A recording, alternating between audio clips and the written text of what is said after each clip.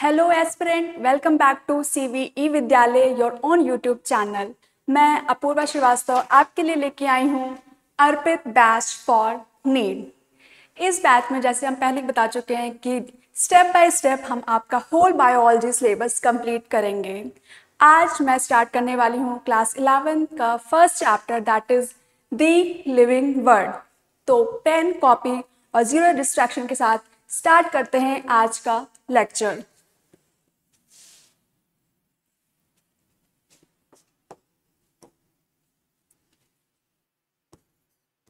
The living word।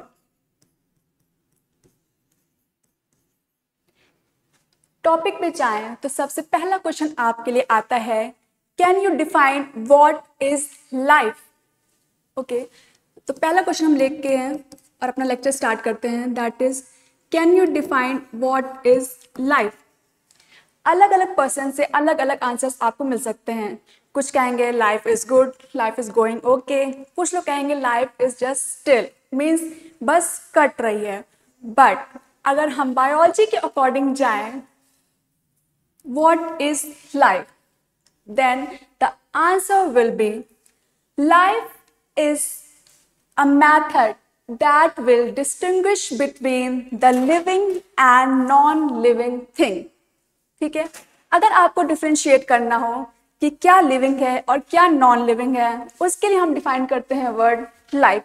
अगर कुछ लोग कह रहे हैं कि मेरी लाइफ बस कट रही है, मीन्स कि लाइफ तो है बट उसमें इमोशंस थोड़े से कम हो गए हैं, तो वैसे ही अगर हमें लाइफ डिफाइन करना होगा तो हम लिखेंगे इट इज refers to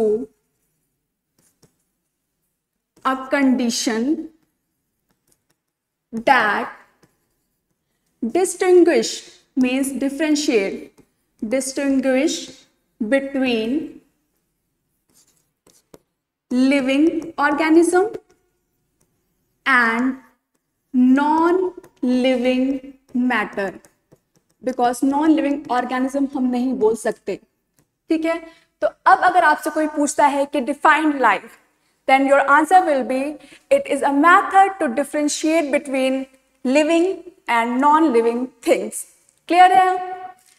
तो सेकंड क्वेश्चन यहां से आपका फिर से बनता है कि कैसे हम पता करें कि कोई भी चीज लिविंग है या नॉन लिविंग है। तो इसके बारे में हम जानते हैं डिटेल में, that how we will define that whether this thing is living और non living. Now, next question. How to distinguish between living organism and non-living thing? ठीक, कुछ कैरेक्टर्स हम लोग देख करके ऑब्जर्व कर लेते हैं कि हाँ ये लिविंग है, ये नॉन लिविंग है। फॉर एग्जाम्पल ये चेयर, ये टेबल वगैरह, जो चीज़ मूव नहीं कर सकती, जो चीज़ रिस्पॉन्ड नहीं कर सकती, उसको हम लोग जनरली नॉन लिविंग मान के चलते हैं। और जो चीज़ मूव कर सकती है, ग्रो कर सकती है, उसको हम लोग लिविंग मान के चलते हैं। बट क्या वो सही है मानना? क्या वो हर जगह पे ट्रू है विदाउट एनी एक्सेप्शन? तो उसके लिए हमें कुछ कैरेक्टर्स पढ़ने पड़ेंगे that define that the object is living और नॉट लिविंग। तो हमें इसको डिफ्रेंशिएट करने के लिए कुछ कैरेक्टर्स पढ़ने पड़ेंगे, उसके बारे में हम लोग स्टडी करते हैं। Characters that will define whether the object is living or not living। okay, character for living, जिसमें से पहला कैरेक्टर आपका आता है ग्रोथ। ग्रोथ वर्ड सबने सुना होगा कि लिविंग चीज ग्रो करती है, नॉन लिविंग चीज ग्रो नहीं करती है।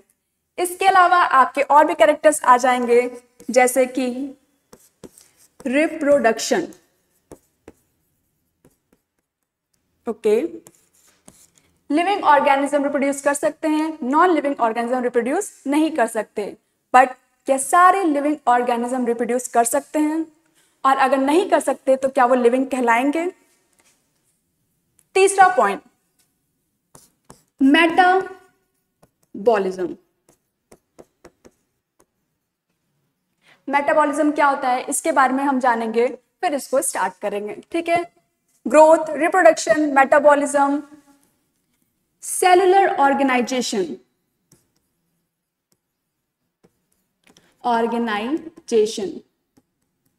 जिसमें हम सेल के बारे में जानेंगे, एंड सेल्फ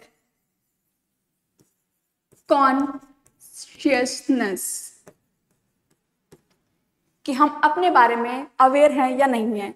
ये सारे कुछ कैरेक्टर्स हैं जिनके बारे में हम पढ़ेंगे और पता करेंगे कि चीज़ लिविंग है या नॉन लिविंग है, या ये कैरेक्टर एक्चुअल में डिफाइनिंग फीचर है लिविंग के लिए या नहीं लिविंग।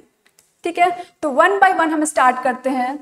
पहला हम लेके चलते हैं ग्रोथ। क्या growth is the defining feature of living organism और not? So what do you think?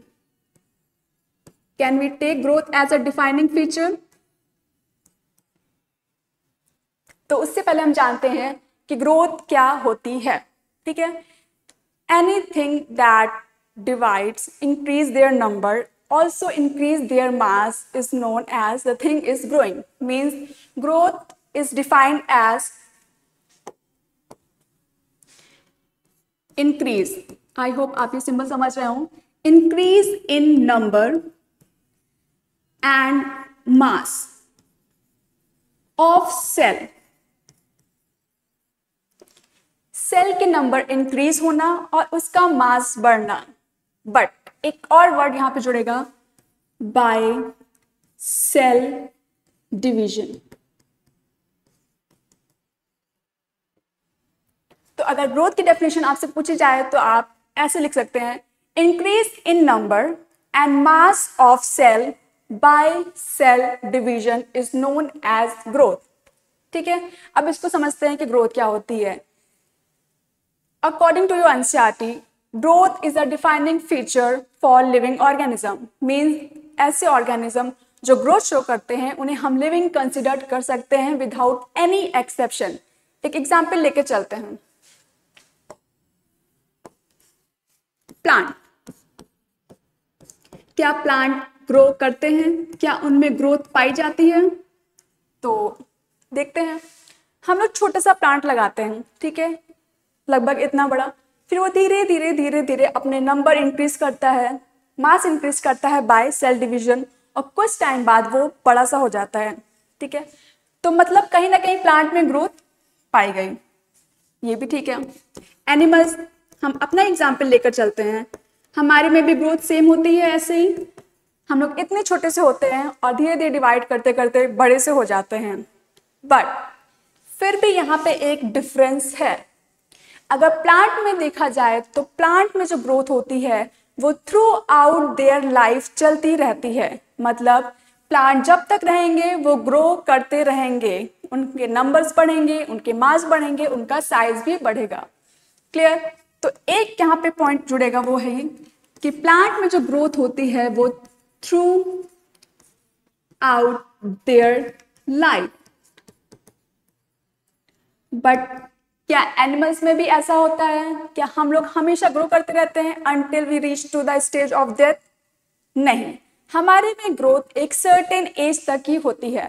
Puberty में थोड़ा ज़्यादा होती है और फिर आते आते अडल्ट तक एक ऑप्टिमम हाइट हम लोग अचीव कर लेते हैं। उसके बाद से हमारे में growth in case of height increase होना स्टॉप हो जाती है, या कह लो कॉन्स्टेंट हो जाती है। ठीक है, तो अगर एनिमल्स में देखा जाए तो थ्रू आउट लाइफ नहीं पाई जाती है, बल्कि up to a certain age, up to a certain age तक ही लाइफ हमारे में ग्रोथ पाई जाती है। ठीक है, बट क्या हमारे में नंबर और मास ऑफ सेल नहीं इंक्रीज करता? करता है। कैसे करता है ये बताते हैं। फॉर एग्जाम्पल, हमारी बॉडी में बहुत सारी ऐसी सेल हैं जो रोज बन रही हैं और रोज के रोज ब्रेक हो रही हैं, डेड हो रही हैं, टूट रही हैं। उनको रिप्लेस करने के लिए वहां पर ग्रोथ हो रही है, न्यू सेल्स बन रहे हैं, उनका मास बन रहा है। ठीक है, या फिर अगर हम बोलें कि हमारी अडल्ट एज आ गई है, उसके बाद हमें कोई इंजरी होती है, वहां के सेल को रिप्लेस करने के लिए न्यू सेल्स वहां पे आते हैं, तो ग्रोथ कहीं ना कहीं होती है, बट प्लांट जैसी ग्रोथ नहीं होती है। क्लियर।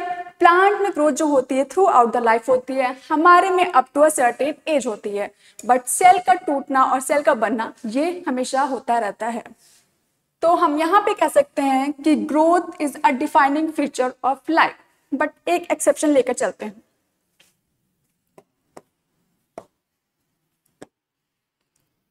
एक टर्म है कि माउंटेन कैन ऑल्सो ग्रो। ठीक, माउंटेन अगर आपने कहीं देखा होगा, या फिर छोटा सा एग्जांपल लेके चलते हैं, एक माउंटेन है, अगर इसके ऊपर धीरे धीरे कुछ डिपॉजिट होने लगे, सैंड, सॉइल वगैरह, तो कुछ टाइम बाद इसका भी साइज इंक्रीज कर जाएगा। तो ग्रोथ तो इसमें भी पाई जा रही है। तो क्या आपका माउंटेन लिविंग है?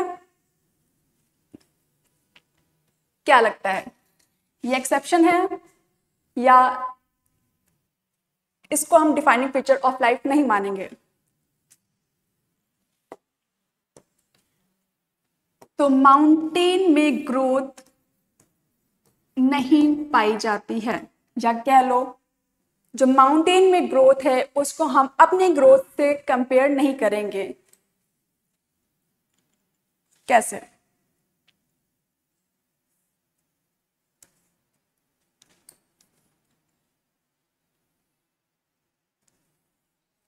अब देखते हैं इसका रीजन। ठीक है, क्योंकि माउंटेन में जो भी ग्रोथ हो रही है वो हो रही है फ्रॉम आउटसाइड। माउंटेन इतना बड़ा था, उसके ऊपर डिपोजिशन हुआ, फिर वो और इंक्रीज हुआ, और फिर और वो इंक्रीज हुआ। बट हमारे में जो ग्रोथ होती है वो कहाँ से होती है? फ्रॉम इनसाइड होती है। हमारी बॉडी के अंदर सेल डिवाइड करते हैं, वो इंक्रीज करते हैं नंबर में, वो इंक्रीज करते हैं मास में, और फिर वो ग्रोथ को कंट्रीब्यूट करते हैं।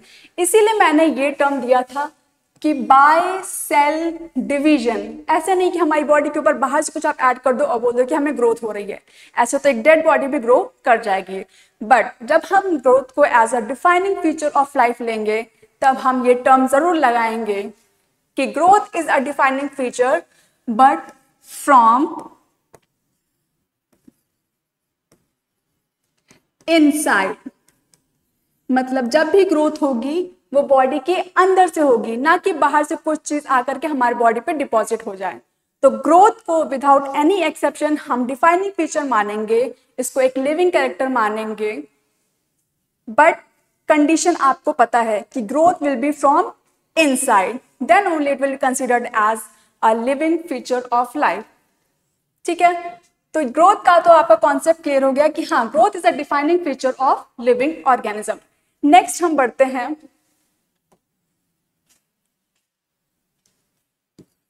Reproduction.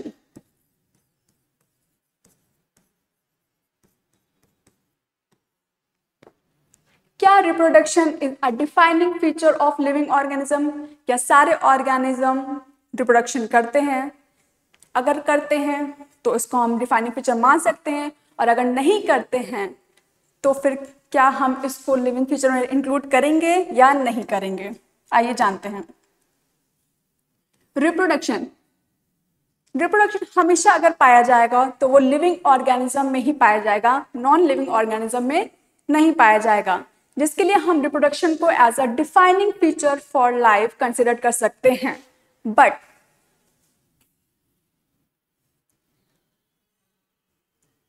Is all organism undergo reproduction? क्या सारे के सारे लिविंग ऑर्गेनिज्म रिप्रोडक्शन में पार्टिसिपेट करते हैं? Then the answer will be no. बहुत सारे आपने केसेस सुने होंगे जहां पे इनफर्टाइल कपल, जिसे हिंदी में बांझ बोलते हैं, ऐसे कपल्स जो बच्चे नहीं कर सकते, ठीक है, वो रिप्रोडक्शन में पार्टिसिपेट नहीं कर सकते, तो हम उन्हें क्या बोलेंगे, लिविंग या नॉन लिविंग? कुछ ऐसे नेचुरली अकरिंग ऑर्गेनिज्म जैसे कि आपकी वर्कर हनीबी। वर्कर हनीबी ऐसी हनीबी है जो रिप्रोडक्शन नहीं करती, वो पूरी लाइफ स्टेराइल ही रहती है। ठीक है, म्यूल, अगर आपने सुना होगा, म्यूल भी क्या होते हैं, स्टेराइल होते हैं। स्टेराइल मतलब ऐसे ऑर्गेनिज्म जो रिप्रोडक्शन नहीं कर सकते, रिप्रोडक्शन में पार्ट नहीं ले सकते।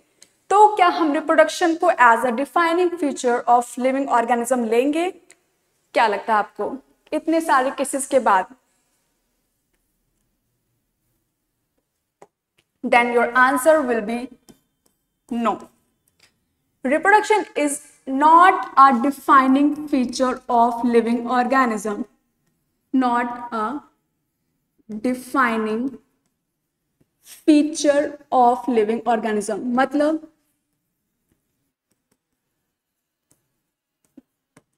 कोई भी चीज लिविंग है या नॉन लिविंग है वो हम रिप्रोडक्शन से क्लियर नहीं कर सकते, क्योंकि कुछ ऐसे लिविंग ऑर्गेनिज्म होते हैं जो रिप्रोडक्शन में पार्टिसिपेट नहीं करते हैं.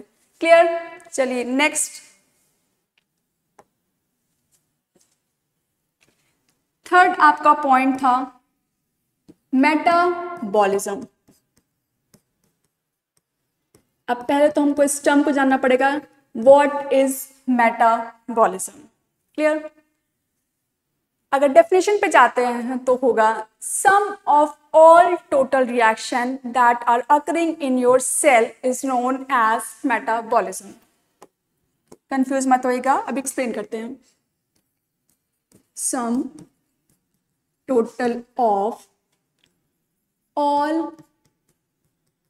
living reaction occurring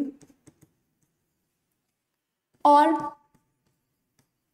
taking place in cell is known as metabolism. Cell के अंदर जितनी भी रिएक्शंस हो रही है उसे हम क्या बोलेंगे? मेटाबॉलिज्म. या सेल को सरवाइव करने के लिए, उसको लिविंग स्टेट में मेंटेन करने के लिए जितनी भी उसके अंदर रिएक्शंस हो रही हैं उसे हम क्या बोलेंगे? मेटाबॉलिज्म. क्लियर? मेटाबॉलिज्म आपका फर्दर दो तरह का हो जाएगा जो कि अभी आपको नहीं पढ़ना है. That is catabolism and anabolism. Metabolism पहले समझते हैं क्या होता है मेटाबॉलिज्म. ठीक है, फॉर एग्जांपल आपने खाना खाया, खाना आपका जैसे भी फॉर्म में था वो एज इट इज आपकी बॉडी में एब्जॉर्ब नहीं हो पाएगा. पहले उसे क्या करना पड़ेगा? डाइजेस्ट होना पड़ेगा, सिंपल फॉर्म में एब्जॉर्ब होना पड़ेगा. उसके बाद सेल उसको यूटिलाइज करेगा, उससे एनर्जी बनाएगा, जो एक्स्ट्रा एनर्जी होगी उसको स्टोर करेगा और बाकी एनर्जी कंज्यूम करके आपके सेल को सर्वाइव करने की कंडीशन में रखेगा. इतनी सारी रिएक्शन जो आपके सेल के अंदर चल रही है वो क्या हो गई? आपकी मेटाबॉलिज्म. क्लियर है? तो क्या metabolism is a defining feature of living organism?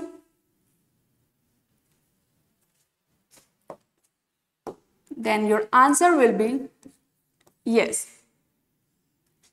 Metabolism आपका डिफाइनिंग फीचर है to distinguish between living organism and non living organism. But एक एक्सेप्शन देखते हैं या एक एग्जाम्पल देख के चलते हैं. आपने टेस्ट ट्यूब बेबी का नाम सुना होगा. ठीक है, उसके प्रोसीजर के बारे में भी थोड़ा बहुत जानते होंगे, बट मैं फिर भी थोड़ा सा एक्सप्लेन कर देती हूँ कि टेस्ट ट्यूब बेबी में क्या होता है. टेस्ट ट्यूब बेबी में हम लोग क्या करते हैं? पहले हम लोग एक मेल गैमेट कलेक्ट करते हैं, दूसरा फीमेल गैमेट कलेक्ट करते हैं. ठीक है, और दोनों को बॉडी के बाहर ला करके इन विट्रो मतलब होता है जो नेचर के अगेंस्ट हो रहा है या आर्टिफिशियली हो रहा है. इन विट्रोस को हम क्या करते हैं? फर्टिलाइज कराते हैं. ठीक है, और यहां पे क्या होगा? Formation of zygote. ऐसे कपल्स जो गैमेट बना सकते हैं या नहीं भी बना सकते हैं, हम क्या करेंगे? डोनर से उनके गैमेट्स कलेक्ट करेंगे और उनको आउटसाइड द बॉडी एक टेस्ट ट्यूब में फर्टिलाइज कराएंगे और वहां से जाइगोट बनाएंगे. ठीक है, तो ये एक सेल की एक्टिविटी है जो बॉडी के बाहर भी हो रही है. क्लियर? तो ये कहना कि सेल के अंदर आपको जो मेटाबॉलिज्म हो रहा है वो सेल के बाहर भी कहीं ना कहीं हो रहा है, दोनों केस में हो रहा है. तो क्या हम मेटाबॉलिज्म को as a defining feature of living organism मानेंगे? Then your answer will be again same yes. जो आपकी बॉडी के बाहर सेल में रिएक्शंस हो रही है, जो आपकी बॉडी में भी होती है, वो एक्चुअली एक लिविंग रिएक्शन है, ठीक है। यहाँ पे ऑर्गेनिज्म लिविंग प्रोसेस पूरा नहीं चल रहा है, ये एक लिविंग रिएक्शन है। और जो आपका जाइगोट बन रहा है, ठीक है, ये एक कंप्लीट ऑर्गेनिज्म नहीं है। क्यों? क्योंकि ना तो ये स्टिमुलस के अगेंस्ट रिस्पॉन्ड करेगा, ठीक है, ना तो ये आगे चल के रिप्रोडक्शन करेगा। तो इसमें ऐसी कोई भी कैरेक्टर्स नहीं है जो लिविंग ऑर्गेनिज्म में होती है। तो any reaction that is taking place outside the body, ठीक है, is not considered as a living thing, but it is considered as a living reaction. Body के बाहर एक रिएक्शन हो रही है, उसको हम लिविंग थिंग नहीं मान सकते।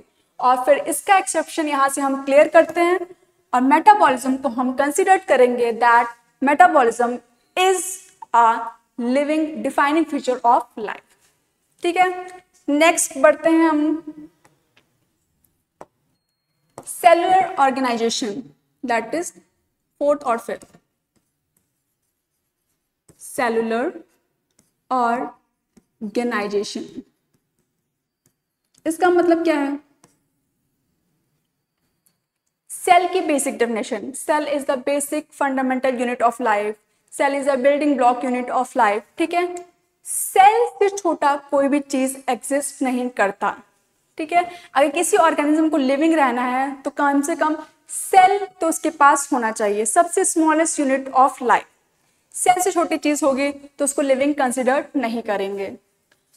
सेलुलर ऑर्गेनाइजेशन आपका यही एक्सप्लेन करता है कि अगर कोई ऑर्गेनिज्म लिविंग है तो उसके पास सेल होगा, और सेल जैसे कैरेक्टर्स होंगे। मतलब सेल, उसके अंदर पाए जाने वाला लिक्विड दैट इज साइटोप्लाज्म, उसके अंदर पाए जाने वाले ऑर्गेनेल्स, अगर ये सारी चीजें हैं तो वो क्या है? एक लिविंग ऑर्गेनिज्म है। तो सेलुलर ऑर्गेनाइजेशन को हम एक living defining feature of life consider कर सकते हैं। क्लियर है? तो ये आपका आंसर भी हो जाएगा। And last one, that is self consciousness. Self consciousness क्या है ये? अगर कोई ऑर्गेनिज्म लिविंग है तो वो बाहर के एनवायरनमेंट को सेंस कर सकता है। हमारे पास सेंस ऑर्गन होते हैं, 5 sense organ, eyes, nose, lips, skin, okay, ear, ये सारे सेंस ऑर्गन है। तो अगर कोई लिविंग ऑर्गेनिज्म है, एनवायरनमेंट में है, तो वो एनवायरनमेंट को सेंस करेगा और उसके अगेंस्ट रिस्पॉन्ड भी करेगा। कैसे?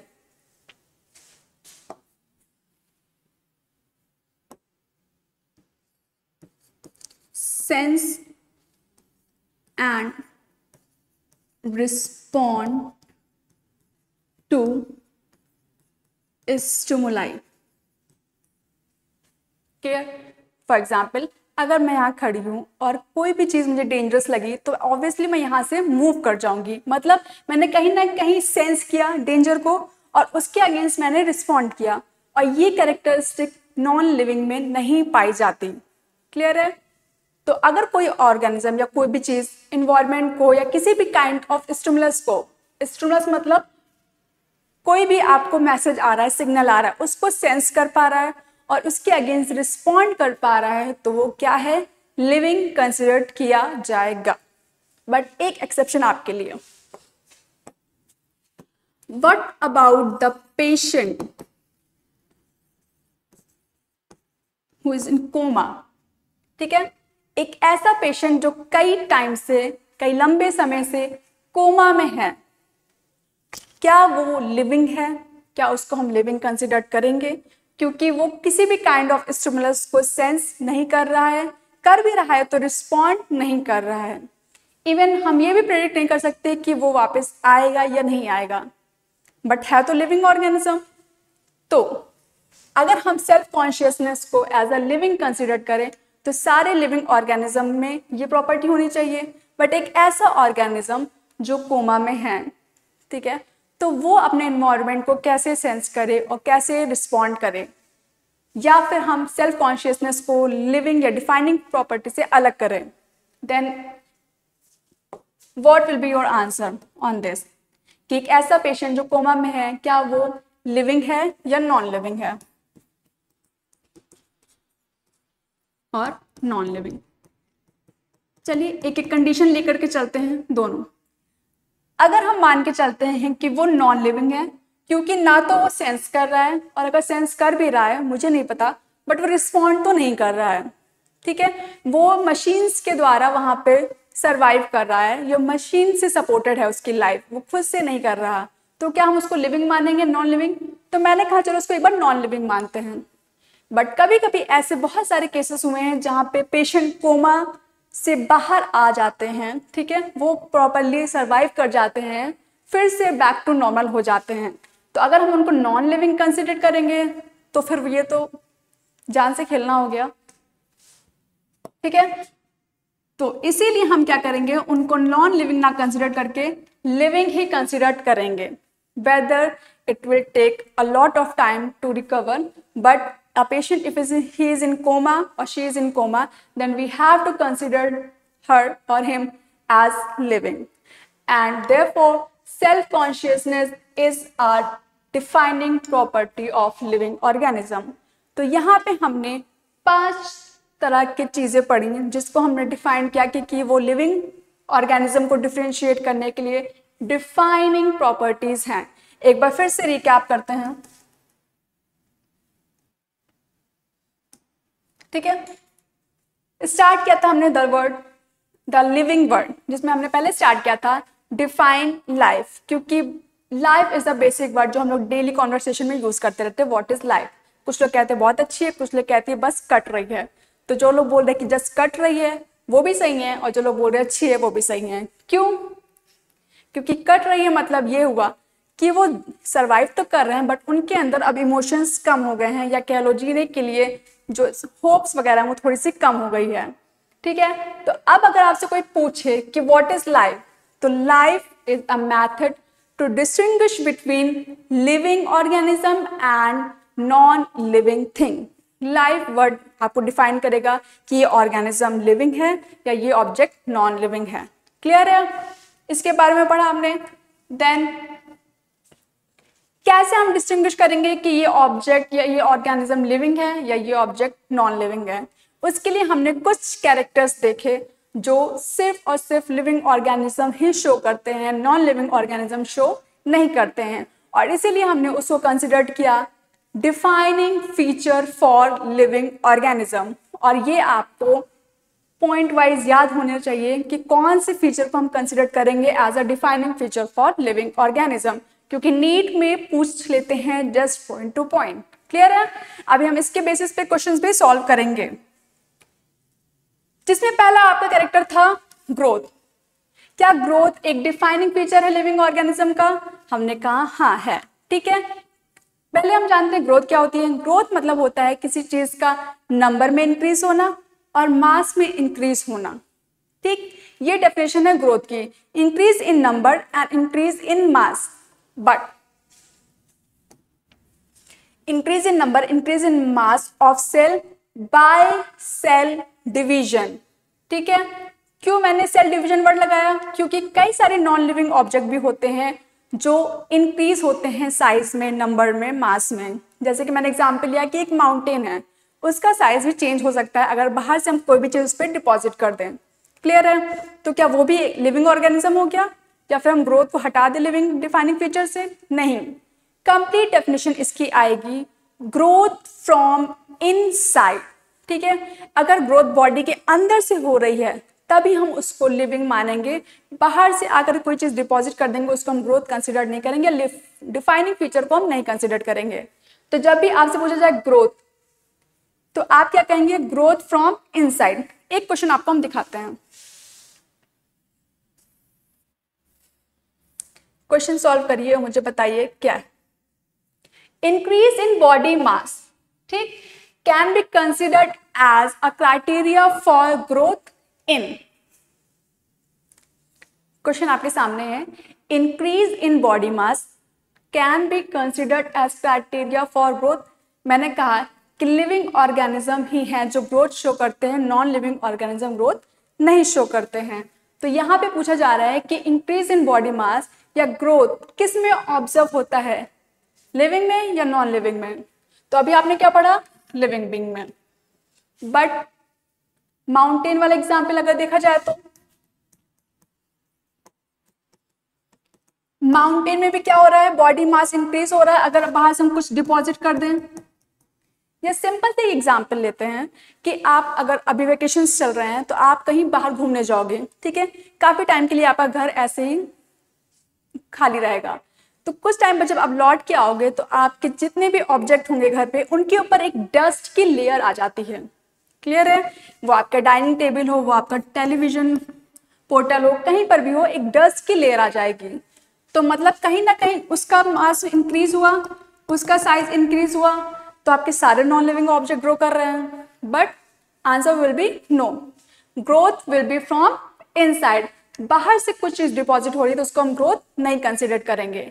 बहरहाल इसके आंसर पे आते हैं, increase in body mass can be considered as criteria for growth in living organism as well as non living organism also, क्योंकि यहाँ पे वर्ड ग्रोथ फ्रॉम इनसाइड नहीं आया है। तो जब तक कि ग्रोथ फ्रॉम इनसाइड ना बोले आप उसको लिविंग ऑर्गेनिज्म से रिलेट मत करिएगा। ऐसे में आपका आंसर दोनों हो जाएगा कि लिविंग ऑर्गेनिज्म भी ग्रोथ शो करता है और नॉन लिविंग ऑर्गेनिज्म भी ग्रोथ शो करता है। Then your answer will be actually C. ठीक है, तो इसका एग्जैक्ट आंसर क्या हो जाएगा आपका, दिस वन। फिर हमने क्या पढ़ा,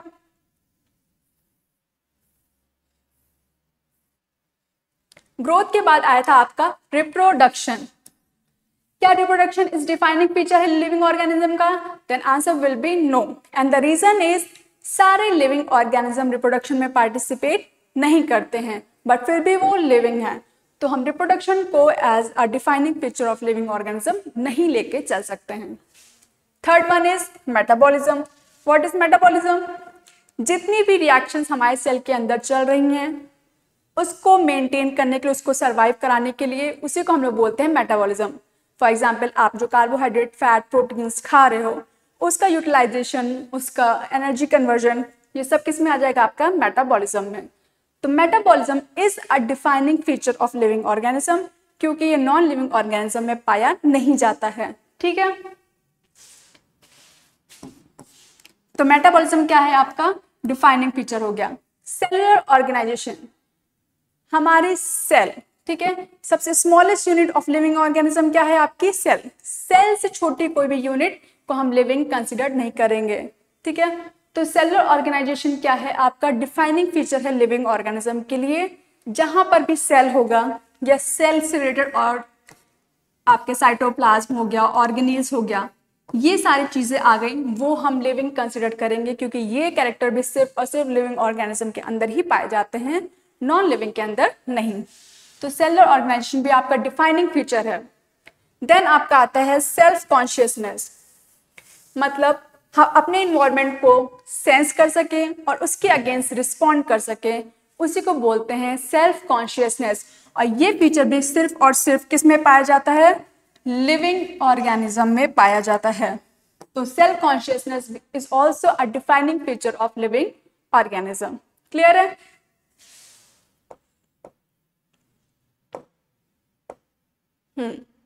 अब करते हैं कुछ क्वेश्चंस। क्वेश्चन प्रैक्टिस यहीं पर ही करते हैं, क्लियर है, ताकि आप और भी कोई डाउट हो तो वो भी क्लियर हो जाए। Question number second, choose an appropriate option to complete the given statement. In plant growth take place dash throughout their life. ठीक है, प्लांट में जो ग्रोथ हो रही है वो कैसे हो रही है, throughout their life. Options आपके सामने हैं, cell differentiation, cell differentiation, cell multiplication और नन ऑफ दिस। सिंपल है, अगर ग्रोथ हो रही है और मैंने वहां पे वर्ड भी लगाया था किसके थ्रू, बाय सेल डिवीजन, तो यहाँ पे क्या हो जाएगा, सेल मल्टीप्लिकेशन मतलब सेल के नंबर और सेल का मास ऐसे इंक्रीज करेगा, कैसे, सेल डिवीजन से, या सेल मल्टीप्लिकेशन मतलब उसके नंबर इंक्रीज करना। Next question, growth is unicellular, growth in unicellular organism can be observe bye. एक ऐसा ऑर्गेनिज्म जो यूनिसेलुलर है मतलब सिंगल सेल से बना हुआ है, उसमें हम ग्रोथ कैसे देखेंगे। तो इसके लिए आपको एक वर्ड से अवेयर होना पड़ेगा पहले, दैट इज बाइनरी फिजन। ठीक है, mode of asexual reproduction. Asexual reproduction में एक स्टेप आता है, एक प्रोसेस आता है जिसे हम लोग बोलते हैं बाइनरी फिजन। इसमें क्या होता है, आपका सेल के अंदर nucleus, first division of nucleus take place. Okay, nucleus इसमें ग्रो करेगा, ठीक है, इनलॉन्गेट होगा, और फिर क्या होगा, एक ही सेल के अंदर 2 न्यूक्लियस बनेंगे, और बाद में क्या होगा, आपका दोनों न्यूक्लियस अपना अपना साइटोप्लाज्म लेकर के 2 डॉटर सेल में कन्वर्ट हो जाएंगे। ये टाइप ऑफ एसेक्सुअल रिप्रोडक्शन है, जिसके एग्जाम्पल आप बैक्टीरिया में भी देखते हैं, अमीबा में भी देख सकते हैं। ठीक है, तो ये क्या है आपका रिप्रोडक्शन। क्या हो रहा है, सेल सिंपली 2 सेल में डिवाइड कर गया, इसी को हम सेल डिवीजन भी बोल सकते हैं। फिर से आते हैं क्वेश्चन पे, growth in unicellular organism can be observe by. Unicellular organism में हम ग्रोथ कैसे ऑब्जर्व करेंगे, देखते हैं। Counting the mass of culture cell, mass का हम इसका काउंट कर सकते हैं। ठीक है, analysing the amount of nutrition they absorb, कितना वो न्यूट्रिशन ले रहे हैं अपनी ग्रोथ के लिए, उससे हम ऑब्जर्व कर सकते हैं। Growth can not be observe, कि उनमें ग्रोथ ऑब्जर्व ही नहीं होगी। And simply counting the number of cell under the microscope during in vitro culture. तो आपके अकॉर्डिंग इसका आंसर क्या होगा कि किसी भी यूनिसेलर ऑर्गेनिज्म में हम कैसे ग्रोथ को ऑब्जर्व करें। ग्रोथ क्या है, increase in mass and number. तो counting the mass of the culture cell, एक ऑप्शन आपका ये हो गया। Analysing the amount of nutrition, कितना न्यूट्रिशन वो ले रहे हैं, ग्रोथ ऑब्जर्व ही नहीं कर सकते। और क्या है, by simply counting the number of cell. ठीक है, जब छोटे ऑर्गेनिज्म होते हैं तो हम लोग लैब में क्या करते हैं, उनको माइक्रोस्कोप के अंदर स्लाइड में नंबर ऑफ सेल काउंट करके ऑब्जर्व करते हैं। ठीक है, क्योंकि वो इतने माइक्रोस्कोपिक होते हैं कि उनको आप नेकेड आइज से नहीं देख सकते, इसलिए उन्होंने यूनिसेलर ऑर्गेनिज्म बोला। और उनमें ग्रोथ कैसे होती है, ऐसे कि एक सेल से 2 सेल, फिर 2 से 4, फिर 8, फिर 16, ऐसे करके। तो यूनिसेलर ऑर्गेनिज्म में हमारा बेस्ट तरीका है ग्रोथ ऑब्जर्व करने का, वो क्या है कि सिंपली नंबर ऑफ सेल को काउंट करके हम पता कर सकते हैं कि ग्रोथ हुआ है। ठीक है, mass is not a good criteria, क्योंकि मास आपका ऐसे भी इंक्रीज कर सकता है कि न्यूट्रिशन बढ़ गया, न्यूट्रिशन ज्यादा ले लिया, सेल का साइज बढ़ गया। ठीक है, तो it is not a good criteria to consider as a growth. आपका सही आंसर हो जाएगा simply counting the number of cell under the microscope. Clear है, ये हो गया। Last question, what kind of growth is exhibited by non living organism. क्योंकि ग्रोथ नॉन लिविंग ऑर्गेनिज्म में भी था और लिविंग में भी था, तो नॉन लिविंग ऑर्गेनिज्म आप किस तरह की ग्रोथ शो करते हैं। आइए ऑप्शन देखते हैं। Accumulation of material on the surface, ठीक है, accumulation of material inside, okay, growth from inside, none of above. एक एलिमिनेशन टेक्निक होती है, उसको देखते हैं, उससे हम करते हैं। एलिमिनेशन टेक्निक मतलब होता है कि हम एक एक करके जो आंसर गलत है या जिसके होने की प्रोबेबिलिटी ज्यादा गलत है उसको हम हटा देते हैं। ठीक, ग्रोथ फ्रॉम इनसाइड किसका फीचर था, लिविंग ऑर्गेनिज्म का। यहां पूछा किसके बारे में क्या है, नॉन लिविंग ऑर्गेनिज्म के लिए। What kind of growth exhibited by non living organism, तो ये ऑप्शन आपका पहले गलत हो गया कि ग्रोथ फ्रॉम इनसाइड, ये किसके लिए, लिविंग के लिए। यहां पूछा किसके लिए गया, नॉन लिविंग के लिए। दूसरा, एक्युमुलेशन ऑफ मटेरियल इनसाइड, फिर से इनसाइड किसके लिए आ गया आपका, लिविंग के लिए, तो ये भी गलत। Accumulation of material on the surface, जैसे कि मैंने आपको एग्जांपल दिया कि डस्ट पार्टिकल का ऑब्जेक्ट के ऊपर बैठ जाना, वो ऑब्जेक्ट के अंदर नहीं जाता, उसके ऊपर की सरफेस पे ही बैठता है। और ऐसे ही हम नॉन लिविंग ऑर्गेनिज्म में ग्रोथ ऑब्जर्व करते हैं।